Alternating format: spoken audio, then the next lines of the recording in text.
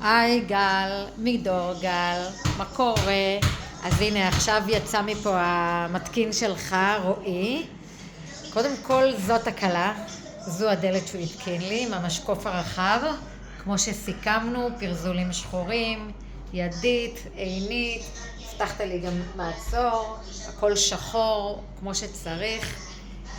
עכשיו תראה את הקלה מבחוץ. וואו, וואו, וואו, וואו, וואו. הנה הידית. וואו, וואו, וואו. המשקוף הרחב, ליגה. תראה איך זה שדרג לי את הכניסה לבית. לא, אני מאולפת. וואו, וואו. אימא'לה, הרים לי את הבית. אז ככה, קודם כל, אני חייבת להגיד לך תודה ענקית על עבודה מקצועית, על אמינות, על מחיר הוגן.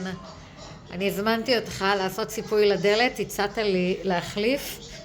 ואני מה זה מודה לך, אין להשוות, אין מילים, ממש ממש ממש יפה יצא ונקי, עבודה נקייה, מושלמת.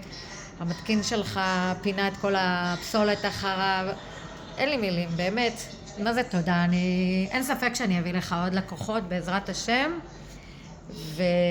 ואנחנו ניפגש, שכן ירבו כמוכם אנשי מקצוע.